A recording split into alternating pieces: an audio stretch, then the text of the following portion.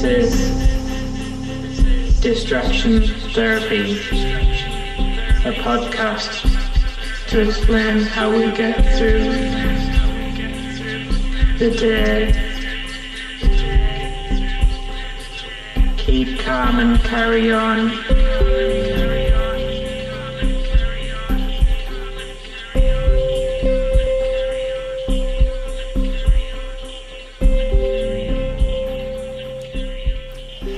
Hello, it's Friday the 1st of May and this is a Distraction Therapy podcast with me, Rob Watson, and today I'm talking to Jay Sykes up in... Where are you at the moment, Jay? I'm in my house in Sunderland. And what's it like up there at the moment? Well, let me look out the window. It's a little overcast at the moment, but it was such a lovely sunny day today. I was even out in the park earlier. It was nice. What we've had hailstones. We've had really? Really cold. This evening. It's really chilly. I put a heater on. Why is the weather so varied around the country?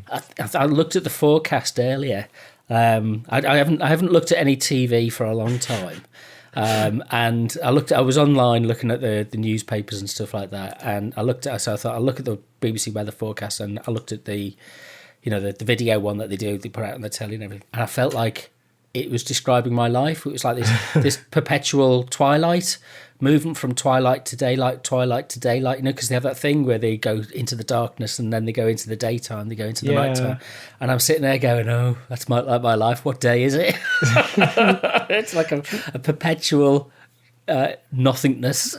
Which day is it? The amount of people that I've spoken to who do not know, like, what day it is. Like, they forget and they say, you know what, sometimes I just don't even remember. Is it Friday? Is it Monday? I have to double days check. don't mean anything anymore. Yeah. So the point of this podcast is to kind of just ask how we're getting through this process, I suppose. So I kind of titled it kind of, what are we being distracted by, really, and how do we differentiate the days? Do we differentiate the days? So in terms of your daily, are you still working? Because you are, but is that at home? Is that in a workplace? It is at home, yes. I'm working from home, and then some of my jobs are continuing, and then some of them have been postponed. And have you been able to maintain a routine? No. What's happened? Come on, tell us all about it. Well, I never really quite had a routine so much, because my jobs some of them are ongoing and regular, but then the rest of the time it's about fitting projects around. Getting out of bed in the morning and kind of I've got into the habit now of not getting showered till about 11 o'clock in the morning. Oh, good for you. I haven't had a shower today. We don't need to. Who cares what time you get showered? No one's going to smell you. You see, I won't give that up. I think I've got to have a shower once a day. Have you? Yeah, it's just like if I lose that, then the next minute I won't be brushing my teeth, and you'll find me. You'll walk into my house one day and there'll be a big pile of old newspapers with cat food and loads of cats sitting around, and I'll be just buried underneath a load of debris, that kind of thing. Well, I mean, that's the best way to survive the apocalypse, isn't it? Just surrounded by cats. Yeah, so that's me, to be honest. 2 cats here. So what's it like? So go on, They keep me sane, Rob. No, it's fine. What were you saying? How do your cats keep you sane? They're just fluffy little things who sometimes want to be around you. What are they called? Oh, Darcy and Midna. Darcy is 5 years old and she's a British short hair, black and white. And then Midna is 3 and she's grey and white. You see, now, somebody said to me the other day that they were getting a cat for their son. And they were getting a ragdoll cat. Oh, is that one with long hair? I didn't know cats had names like this. I thought cats were just cats. I know dogs are bred like to have names. No, I've never heard of a British short hair cat. What's that? Maybe an Egyptian cat I've heard of, or a Siamese cat I've heard of. Have you heard of Russian Blue? That was always my favourite. Oh, yeah, maybe, yeah. And you know there's cat breeds. Not round here, there isn't. They're all just moggies. Well, that's like the same as, what do you call it when you get a dog that's mongrel? Yeah. It's the same as that. Is it? All right, okay. Maybe Yeah. I missed the Observer Book of Cats then when I was growing up to identify what all these different. So how are your cats helping you get through the day? Do they help? Because cats don't Yes. don't really offer that much help, do they? Oh, I tell you what, my cat, one of them is so snuggly. If you sit on if you sit on the sofa opposite the television, she will come and join you and sit in your legs. She very much likes human contact. And then the other one, you sort of got to coax the human contact out of her. Like, hello, I love you today. Please be around me. And then sometimes, like today, we had a proper snuggle session. She was lying down on the bed, like, and then like you tap her bum repeatedly with that, like when you do your fingers really quickly, like you're typing, like, and she loves that. And then her bum goes up, like, so she stretches her bum so it's in like as high as it can go. Like, I'm enjoying this. Keep doing it to me. Keep going. So I've had contact with other things. And it sounds like you spent a long time with your cat in close quarters with your cats for a few weeks. Which for me, Rob, is heaven. Oh. Mm-hmm. Do they? But you've not been in heaven. Contrastingly, I had no idea until we spoke earlier that you had coronavirus. Well, yeah, it's just kind of been a bit poorly with it. It's just the annoyance is that it drags on. I'm excuse me, I keep coughing, but I'll edit these bits out with the coughing. Maybe not that one, but future ones. It kind of comes and goes, and I'm trying to find somewhere where there's something sensible where people are actually talking about some kind of. But you don't see anything. My Instagram feed it seems to be devoid of people talking about. It used to be full, Instagram and Twitter, of people talking about themselves, how they felt, what they were up to, what they snuggling with their cats. Maybe I'm not looking at the right places, but at the moment there just doesn't seem to be very much of people going, actually, today I feel a bit shit. Right. I'm carrying this cough and all that kind of stuff, because I think there's a kind of, I don't know, is there an anxiety out there of saying that you've got the lurgy? Right, yeah. No, it's just, I think it, kind of my experience so far is just that it's kind of annoying, really tiring. Keeping an eye on it so that it doesn't turn into anything. If there was any suggestion that it was going to turn any worse, then I'd call the doctors. But it's just it seems to be dragging on, and as the weather changes, it's got a bit colder today, and I kind of just felt a little bit more achy and painy today. So, but nothing, nothing dramatic. I'm still busy, still doing stuff. Yeah, I bet the last thing you wanted to do when we had this phone call is to talk about how you're feeling. Well, no, it's like, who else is going to listen to me? You could sit and talk to the cats, the neighbours' cats. No, it's neighbours with cats. Yeah, we've got lots of cats in the neighbourhood. Steal one. Say, hey, neighbour, let me have your cat for a few hours. Well, I think they're a bit fussy, to be honest with you. You kind of, unless you bribe them with some delicious, fresh fish or something like that, then they tend to, they get plenty of things in the other neighbours. They probably get well fed round here. I'd say whoever's got either, like, you've seen the memes, if you've got a garden, or if you've got a boyfriend, or if you've got a balcony, or if you've got an animal, like, that's like how to measure your level of quarantine success. Yeah. Have you? Did you get a delivery from Tesco's or Asda? It's like, yes, Yeah, we've climbed a mountain today. My partner is like on it all the time. He's like, there's a slot. Ah! And then by the time he gets there, it's gone. They're like ghosts. They appear it's like and trying they to get vanish. Glastonbury tickets. In fact, it's easier to get Glastonbury tickets now. But I don't want to live life like waiting for tickets to go. So what's the? Have you both been in close quarters, or is it? Well, yeah, the same house. Yeah. Oh, yeah. It's but I mean, it's like the job wise, there's no space outside of that. Not that I want to pry and reveal anything private that you don't want to reveal, but is there? I don't know what you're talking about. Well, is there? It's like, do you have to? Does he have to go off and do other work or anything like that, or are you both working from home? And yeah, we're both working from home. So he is based in the living room, and he has the table, and he's got his 2-screen computer set up there, which he's nicked from work. And he does lots of phone calls throughout the day. So sometimes, because he does interviews with people applying for visas and helps them with their defense and helps the university with visa applications and so forth. So he spends a lot of his time talking. So for me, sometimes my job involves recording, and I've got to just negotiate with him what times of day we can do certain things. But other than that, it's not been anywhere near as much of a hassle as I thought it would be. Because I've always been the kind of person who just needs like a space to go and work, like a cafe or something, to get away. But I haven't felt anywhere near as bad as I expected in that regard. Yeah, it's the first thing I want to do is go and sit in a cafe somewhere, or even just go. Maybe I should just go sit outside one of my favourite cafes and just sit there for a day. But just to not be looking at the same walls, it does have a kind of effect on you, doesn't it? So, So what's the kind of thing that you will want to do after first? Have you thought about, what's in your escape plan? not as much as would. Yeah, I guess I'd like to, just as before, go back to Portugal, go back to the Netherlands, but I'm not really feeling a huge desire to get out anymore. Like I feel happy enough in this situation.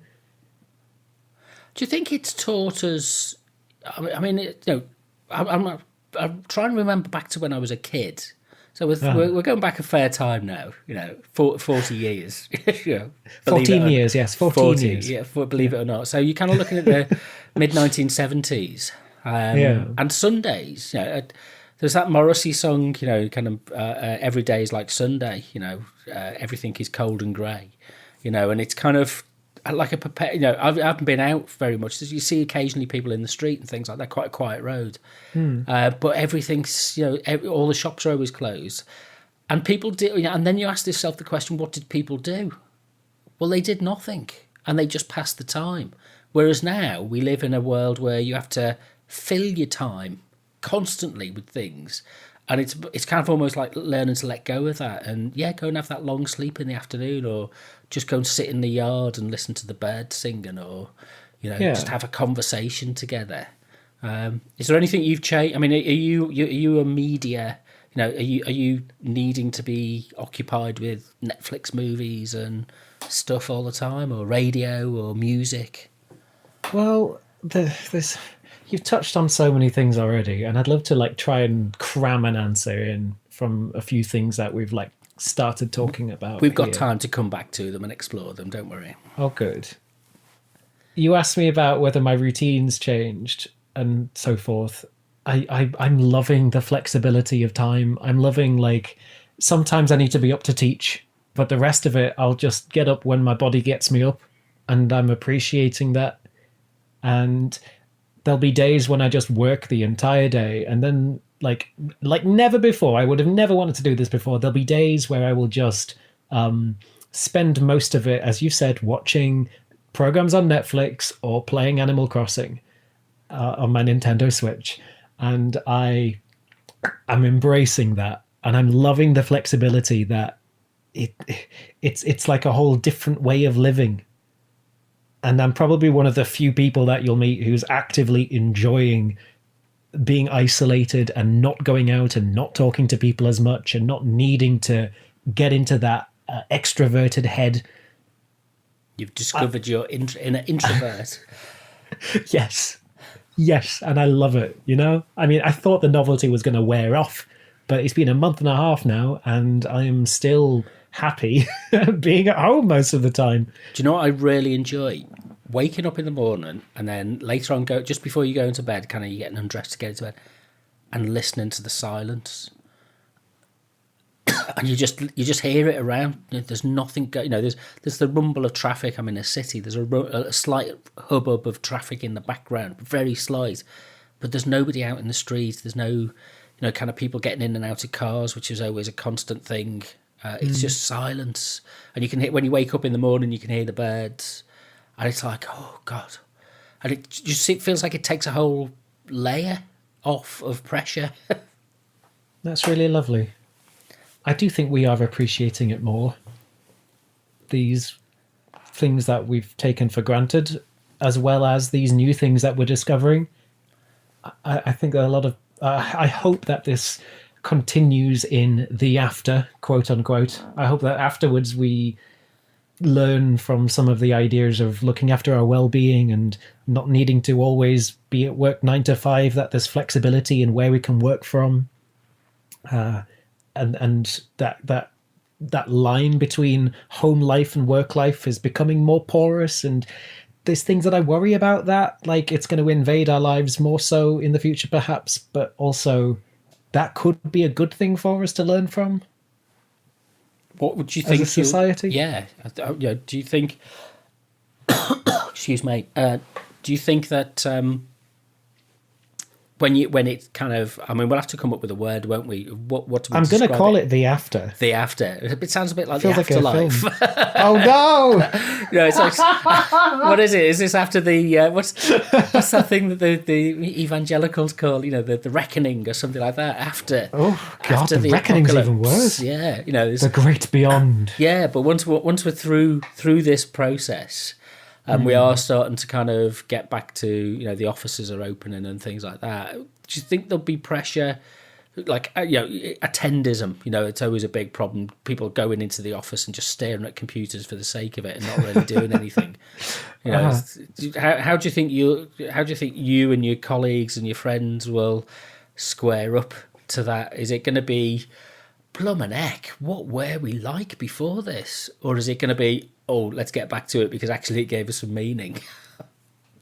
I don't know.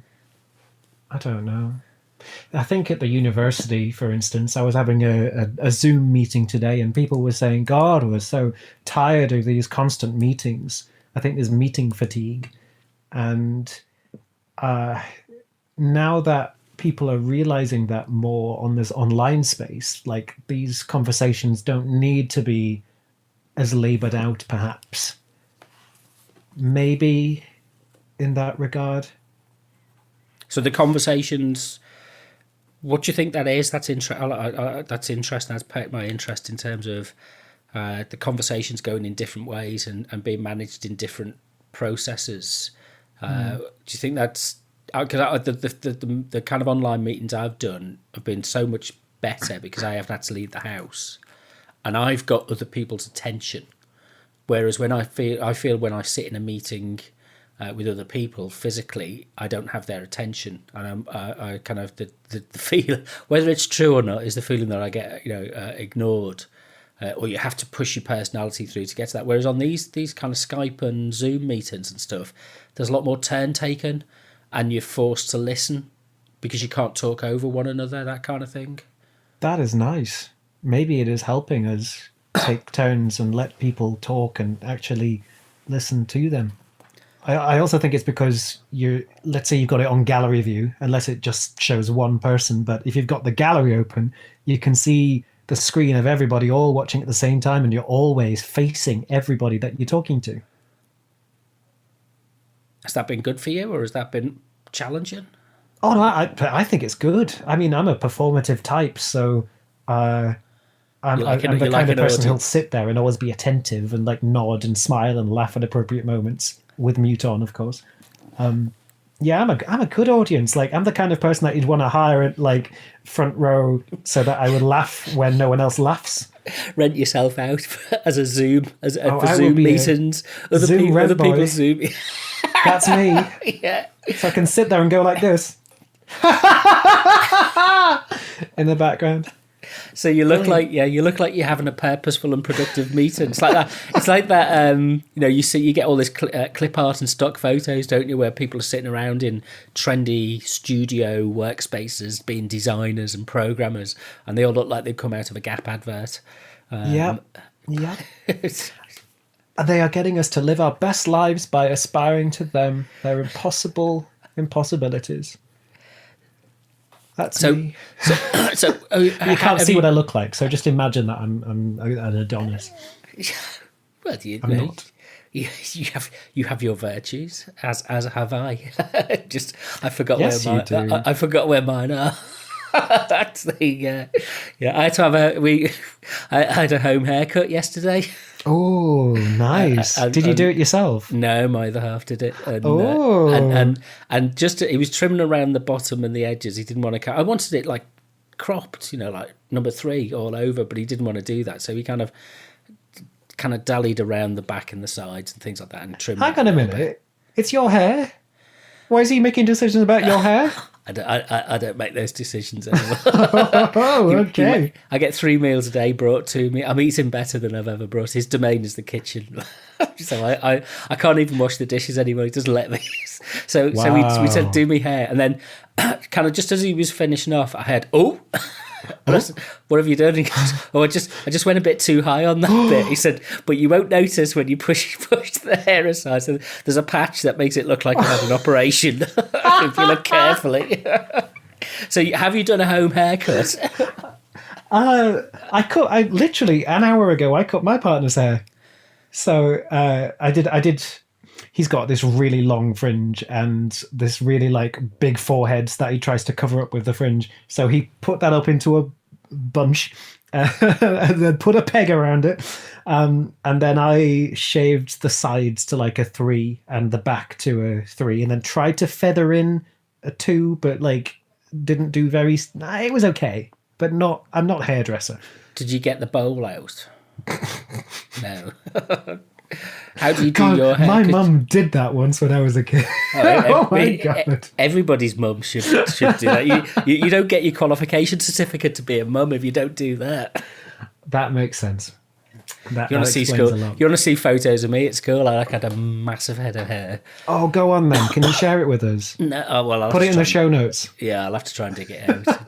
Can that be the episode logo, the thing that shows up by the side of it? Yeah, me at 10 years old with a huge, big 1970s kipper tie and a massive head of hair. It's beautiful. And then you now buy it, and the question, what went wrong? Yeah, what happened? How did I end up here? I live in that I told you I live in that kind of perpetual twilight 24/7 at the moment. What day is it? It's like being in a care home. Oh, Rob.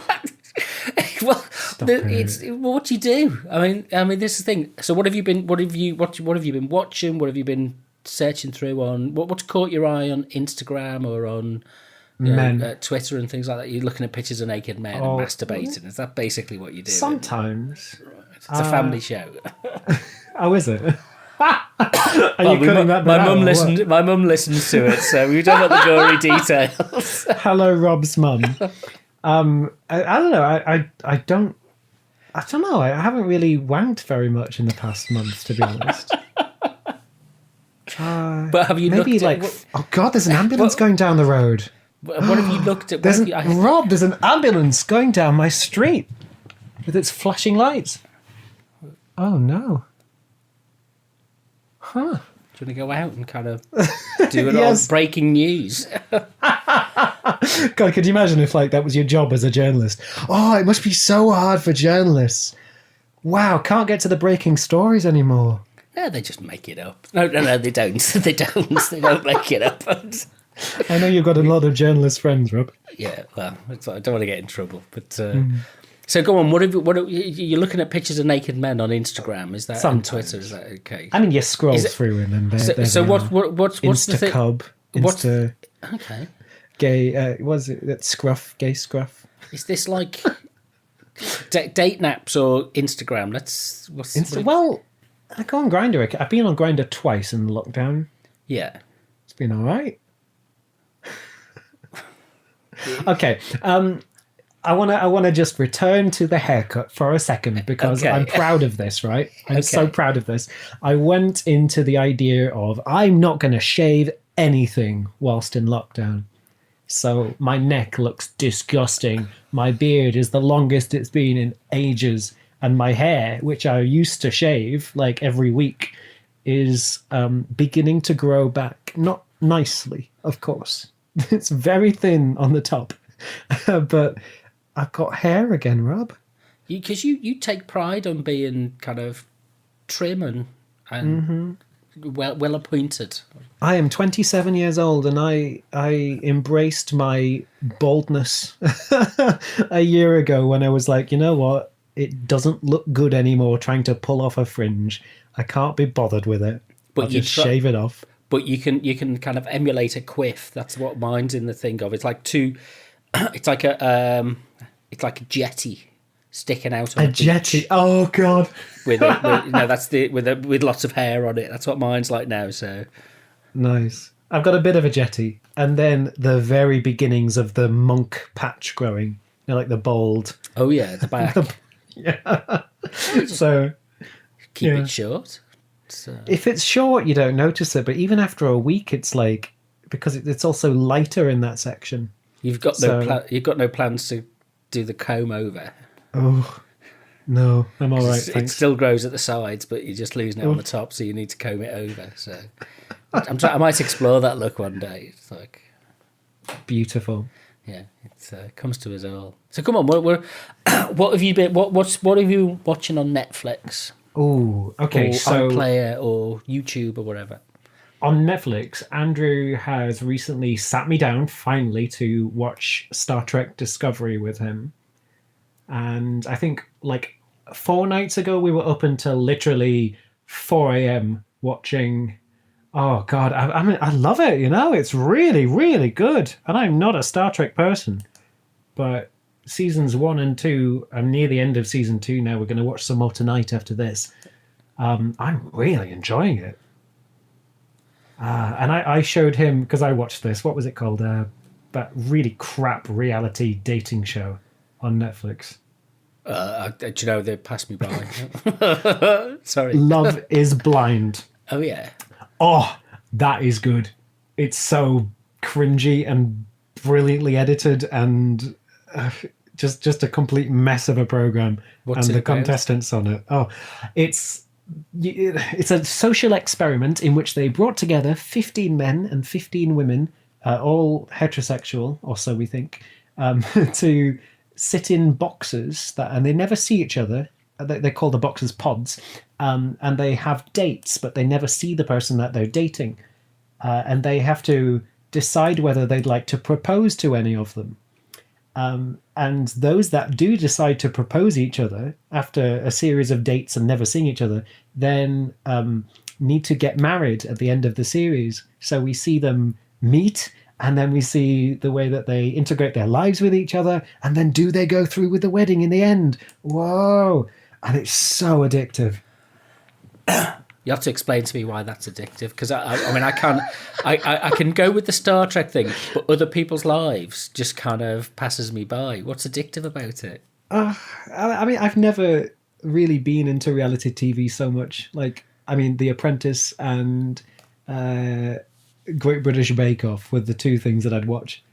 But I think I could get into these if I really needed to and had a lot of time to kill. I could so get into watching people, because when you're watching a drama, unless you get really engrossed in it, you know that people are acting.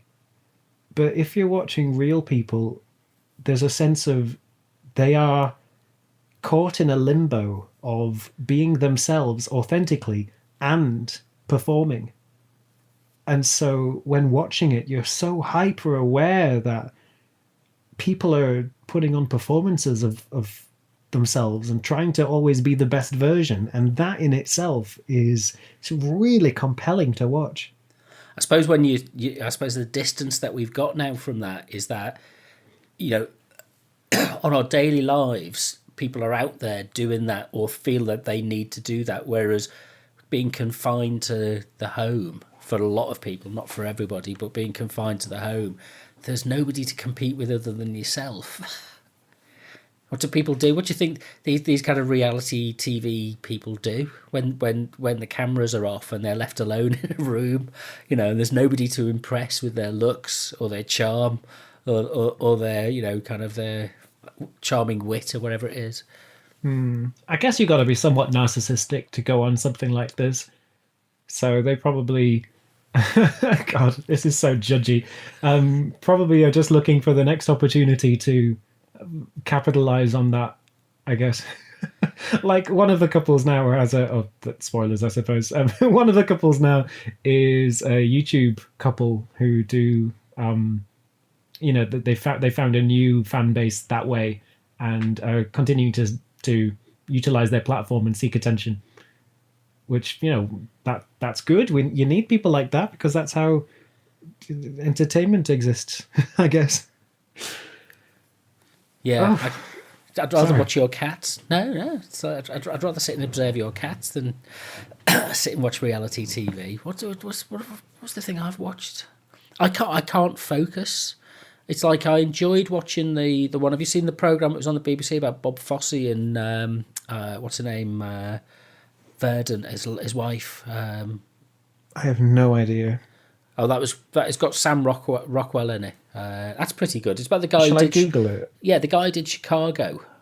Oh, The choreographer. Yeah, you'd like that. He was like, it's all well documented. He was like, he had 2 heart attacks, and he was like a famous choreographer in Hollywood and Broadway, and was it's really good. I enjoyed it. It was like the only thing that I've been able to focus on. That and I got Disney Plus. I got The Mandalorian, which is on the go, and I'm slowly starting to watch like Star Wars, Rebels, and the Clone Wars.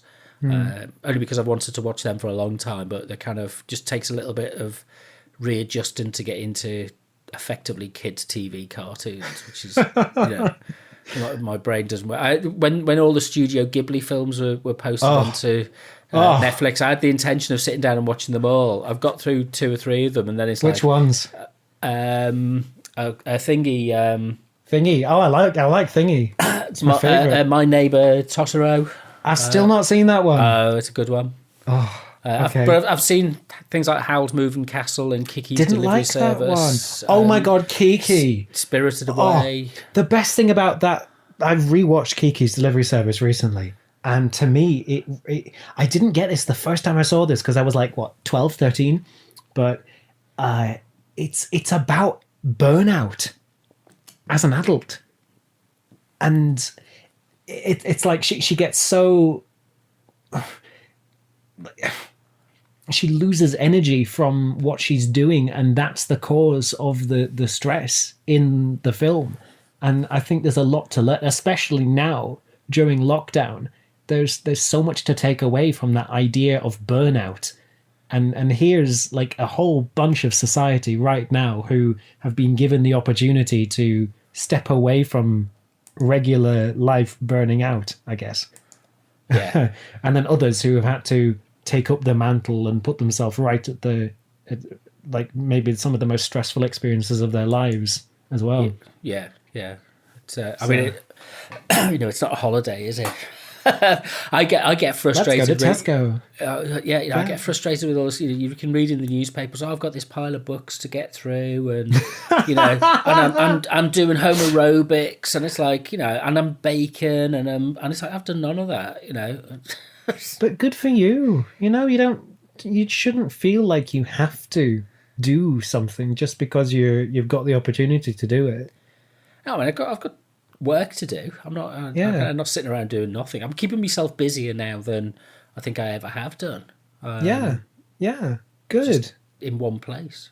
I just need to go and get out. I do get out for walks and things like that. It's not as if I'm just sitting in the house, clawing at the window, looking at passers-by. But I suppose. But you said you've been finding it harder to focus and concentrate. Yeah, so reading books. I think it's. I found a really good track. Let me find it on SoundCloud from. It was a mix, which was from what's her name? Let's find it. It's here, Anna Wall, and it was played out on Rinse FM. It's on their SoundCloud, and it's like an ambient special, like 2 hours long of but there wasn't anything particularly rhythmic or melodic about it. It was a kind of collection of soundscapes, that kind of music and soundscapes that merged into each other for 2 hours. And I found I put my headphones on, just read for 2 hours listening to that. It's like you kind of need, that thing of running water in the background, just bubbling away. Because if you I'm quite happy to sit in peace and quiet, but if I try and listen to something like the radio or put the TV on or something like that, I just know this is information overload for me. It's like it's coming at me from all directions, and it's best to shut it off. Yeah. For me, there's something that I've started listening to recently that is like a study aid, and also I put it on in the background of Zoom conversations as well to help it just feel nicer. There's like playlists on YouTube of hip hop jazz. All right. Which I find so nice to listen to. And it's like that idea of environmental sounds or brown noise, just a background thing that doesn't really have too much emphasis on it. To cut through that infobesity that you're talking about. I like that phrase. That's a good one. It's the kind of you constantly needing stimulation, and it's actually you don't. You're more than capable of sitting quietly for a couple of hours, but you just have to. I think you're driven by your anxieties sometimes, and I know I can be. It's like you kind of feeling as if you should be doing something. That was me. That was me, and I think given this opportunity, quite weirdly, I've understood a bit more than before that I don't always need to be doing something. I don't always need to be working. Did you, when it first kind of came through and there were changes at work, and did you, I think there was a kind of hero, the groundswell was that everybody ought to be doing something, and we've got to readjust and change everything, and we need to support everybody. And it's like, well, there was a massive feeling of an outpouring of stuff. We're looking for volunteers, and now it's like it seems to have, they've got more volunteers than they know what to do with, and it's like, we've got all the systems are in place now. Are you left out? Are we left out? There's a feeling that because nobody's come asking, well, can you do this for us? It's like you kind of have to invent your own stuff to get on with. Oh, I've not felt that, but I've like you, I've been working and I've been busy. In fact, one of the major things that I was doing, and I'm so pleased that I had enough time to focus on it. On the 3rd of April, I put in an idea for a 10-part podcast series with BBC Sounds, and it was based on a novel that I wrote but never released as a 16-year-old. So a project that has always been really close to my heart and what I want to do, and these characters that have lived in my head for like over a decade now. And they liked it enough to go, yeah, sure, you're a new writer, but we'll give you a chance. So can you please submit scripts for the first 2 episodes to give us a taste of what your writing is like 2 30-minute episodes. Gosh. So between the 3rd of April and the 15th of April, I wrote 2 30-minute scripts. And that period was so intense, and I loved it. Just writing most of it, other than the teaching that I was doing, it was writing and teaching, and I just loved having the time and the excuse to be at home and focus on that and put off all of my other freelance work and do no editing. And like, that was my window to focus on something that I really wanted to do that potentially could go somewhere or might not. And I've rediscovered an interest in writing, and I've been writing a lot more since the 15th. I've done some other short things, and I'm genuinely enjoying this isolation. Well, that's really changed the it took me a lot. It took me about 35 minutes to tease that out of you. That when we started off by saying, what have you done to get through? There's this massive period of creativity that you've had the opportunity to engage with, but you kind of maybe you don't want to jinx it. It's a precious thing, isn't it? I sat down this morning and I wrote a blog. I wrote 2,000 words. I thought I just need to sit down and write, kind of not look at messages, not look at news sites, and not follow things up for a bit, but just get some, however badly expressed and kind of incoherent they might be when you read them back. I just needed to get something out. So that 15 days of solid writing. Yeah. For you then, like you said, it was sometimes difficult to concentrate on reading, at least. How do you find getting into that mentality and the mindset of pushing words out? The problem is not it's turn. You know, that thing with the Hulk when he says, how do you turn your anger on? He goes, the trick is I'm always angry. I've always got something to say. You know, and the trick is actually finding the time to make sure that you actually express it. And if it's not worth writing down, it's not worth saying. So you can be. Oh, it's classic, isn't it? You go for a piss and there's about 15 different thoughts come into your head. You go, this one and this, and we need to do this, and we need to do that. And then by the time you've gone, we're not doing any of that. You just kind of entertain the thoughts. But then what you do with writing is it's harder. You have to really have to make the point because you have to put it in language and words which are coherent. How do you find that with doing drama? Because I don't write drama, but putting words in characters' mouths, you've got to craft that into it. Is that how you do it? Writing is easier than pissing. No, other way around. I need to feel each moment quite annoyingly. So I need to get in the mentality of what my characters are feeling in the moments and let the story write itself. And sometimes, maybe annoyingly, it changes from the exact things that I want it to do because the characters are just sort of living and doing what they want. So I've got to coax them and force them to do what I want them to do at times. But I like to write in a really emotionally intense way. Do you listen to music while you write, or do you work in silence? With this project specifically, I do listen to music. I've made a playlist of a collection of songs that I listened to when I was 16 that are emotionally coherent with the story that I'm writing. So yes, absolutely, because it's a young adult piece. Yeah. And it's not the same for every project, of course, but usually, like I say, I like to go into cafes and be in spaces around other people who maybe are working, maybe are doing other things, but are just there and not bothering me. And I like those environments where I can people watch and pick up on little intricacies that people are doing that might, inform what characters are feeling or doing in the story as well. Yeah, it's great for writing notes in an environment like that. And you've got the comings and goings, isn't it? It kind of doesn't mean that you get so deeply involved or anxious about what you're doing because you can pull back from it a little bit. I read an interview with Philip Pullman on the music thing. He said he doesn't understand why people listen to music when they're writing. He says because the language and the story that you're trying to tell has its own rhythm and its own kind of melody, if you like, in terms of how you're trying to kind of portray something. Yeah. So he doesn't listen to any music. And who's he? What's he written? Nothing of note. Not yet, just a job and writer. Who's never achieved very much. Yeah, Yeah, I think I saw his piece in the Evening Standard. Yeah, I'm joking. Yeah. And then so it's kind of whatever works for anybody as individuals, I suppose, isn't it? So I guess so. But then with audio drama, like most of the things that I was listening to are in the script themselves, whether that's diegetic or non-diegetic sounds to the scenes. So I think it's, for me in that project, it was relevant to do so. But I do very much see where Philip Pullman is coming from.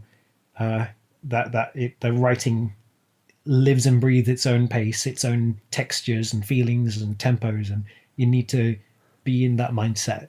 Because I suppose sitting at your desk and writing that you're on the top of a mountain, there's often people who will talk about kind of write about what you know. It's like, well, I've never been to the top of a mountain. I can only suppose what that would be like and try to imagine what that would be like. Yeah. And I suppose there's a difference between literalism and writing symbolically in a way, which Philip Pullman largely does. So. Unless he had lots of talking daemons in his life. Yeah, or he just sat and looked at videos on YouTube and kind of nicked everything from that. Kind of.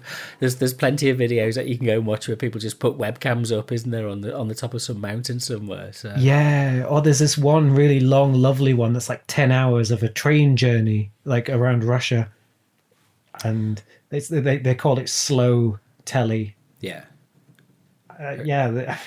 God, could you imagine like the amount of the internet gives us so much access to so much. Like, we've been talking about Netflix and Studio Ghibli and Disney on demand. Like, we've got a world of material at our fingertips. So, a world of inspirations that Philip Pullman will never have had to draw upon. So apart from Star Trek and masturbation, I mean, pictures of boys, should we say, or men, whatever please, your preference men. is. Yeah, Definitely men. Have you been watching any of the things like the stuff that's on YouTube from the National Theatre and all the really great plays that they've put on there? There's the Shakespeare's Globe stuff. There's all these theatres have done these video productions. There's the National Theatre live stuff which has been going on. Have you been watching any of them? You're going to show me up right now? No, I have not. No, neither have I. The Guardian. I read The Guardian, and it's like I really got to stop reading The Guardian now. It's like it's the culture sections, and it's full of people, Tabithas and Tarquins, talking about our season ticket for the National Theatre is it's suspended at the moment. So the next best thing is to spend the evening with our bowl of quinola stuff and quinola. I don't know what to, are you mixing quinoa and granola together? Probably. No idea. Sounds repulsive. It's like I had for breakfast this morning. I made myself a toasted pita bread, and then I squashed some avocado into it. Half an avocado and peanut butter, and then some butter. You've lost me. You've lost me. Well, it's butter. Peanut butter. Peanut butters. Yeah, it was fabulous. It was really nice. I had 2 of them for breakfast. Do you ever eat avocados by themselves? Because my partner thinks firstly, he hates avocados, but like when I'm eating an avocado, he's like, yeah, how do you just eat it? Yeah, I've spooned it out. Yeah, I love that. It's nice. It's like creamy and it's got a lovely texture. They're good for your avocados. They really enhance you. A good mood enhancer. Oh yeah, especially like when you put it in your mouth and you're like, this is the best taste sensation in the world. After you've peeled it. Don't try and cram it in, boys. Yeah. So have your food habits changed? Yes, they have. I've been fasting since September, intermittent fasting. So I would only eat after usually around 6 p.m. or 8 p.m. in an evening and not again after midnight. So that's become a slipped habit during fasting. Like the earliest I've eaten is 11 a.m. like sometime last week. And in the last month and a half of being in isolation, I have gained back 1 stone out of the 1.5 stone that I lost from September.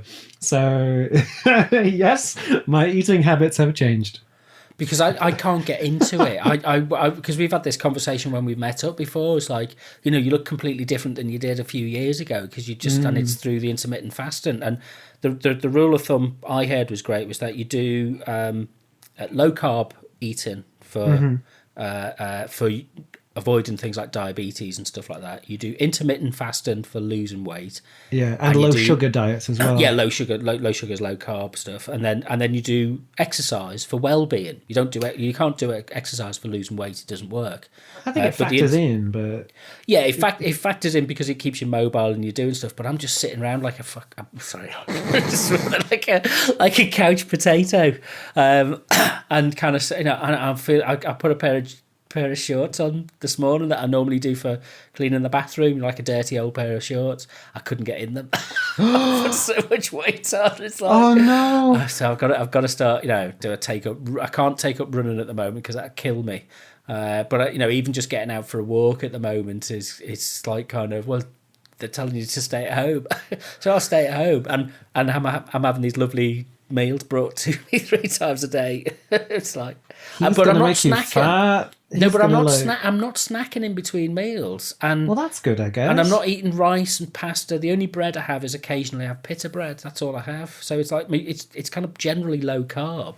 Yeah. So I think it's the kind of being sedentary really, which is doing it. But well, yeah, I think you can knock exercise for, I guess it doesn't burn that many calories, sure, but I think it does other things to our body, like it raises our metabolism and helps burn more calories because it's got your body in a state of eating into its old fat cells, I guess. Yeah, that's what you're supposed to believe, but it doesn't work like that, unfortunately. Because what happens is when you raise your metabolism, your appetite raises to match it. So you live in a world of metabolic balance. So you actually, if you sit around doing nothing and you eat very little, you're likely to lose more calories than you would do if you went out for a run. I used to run 10 kilometers 3 or 4 times a week, and I never lost any weight. Wow, really? Yeah, it's called That's the lipid. so much running. It's the well, yeah. My knees are knackered now. I've now got arthritis in one of my knees, so I can't run.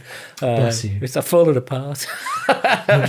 Sitting in my chair, I'll be sitting in my chair doing podcasts for the rest of my life, being wheeled in and out. And you know what? Being happy doing so. Well, yeah, I don't know. Oh God, don't talk about commodes, Rob. Why? What, have you got a funny story about commodes? No, I've never witnessed a commode. No, but I don't agree with that. I when I was in my fasting period and life was quote unquote normal before isolation, I would go to the gym in the morning at like what time? Like 6:15 until 7:30, and I wouldn't eat until 6 or 7 p.m. So I don't know about this appetite thing. No, but it's the fasting. It's the fasting thing that did it, not the exercise. You do both. I'm not saying that you don't do both. Both are really important. They go together. But what actually loses the weight is the fasting. What the exercise. Yeah. Actually, what you can end up doing is feeling more hungry because you're exercising a lot, and then you're dependent on willpower. Yeah, then you're dependent on willpower. But if because I'm really jealous because you kind of seem able and I'm sure you'll get back to it to be able to just survive on broth, vegetable broth. Well, I am a vegan, so yeah, so I'm limiting myself a bit. What kind of broths do you come on? We can share your tips. What kind of broths do you rely on? I'm a crap cooker. Like my partner as well. He's the cook between the two of us. I like to get a packet of rice and a can of soup and mix it together, or a can of beans and mix it with the rice, and that like spicy beans, not baked beans. Sounds like something out of With Nail and I. Mm-hmm. And people have pulled me up for that before. They say, "Eh," and I'm like, "No, it's a risotto. It's perfect." Yeah, I'm not sure it is, but you're 27 years old, so you can go with that for now. I think there's a law somewhere that says when you get to 30, you've got to start eating grown-ups food. Oh bullshit! No. Yeah. Sorry, can I not swear? Well, I mean, as long as it's not gratuitous, you can say what you like. Bullshit. I disagree with that. I think if you want to eat like a mess for your entire life, that's your prerogative. Yeah, I mean, I must admit, I've lost the. I used to cook all the time, and I've lost. Over the last few years, I've lost. I'm not interested. I just put something in the oven and leave it, and then when there's a funny smell of something burning, take it out. It's like I don't have that focus and concentration. I don't care about food anymore. I've got a friend who's just his Instagram posts are great. The stuff he makes, he's got the real talent for cooking and making it look nice.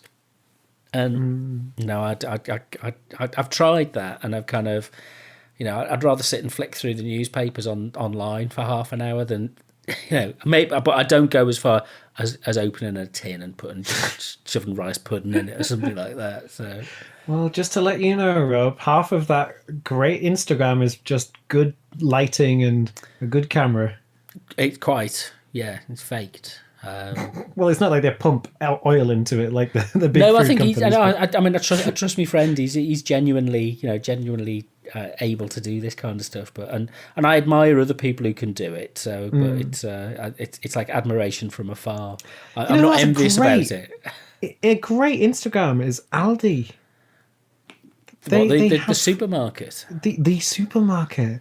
If you click on, what is it? Where's my phone?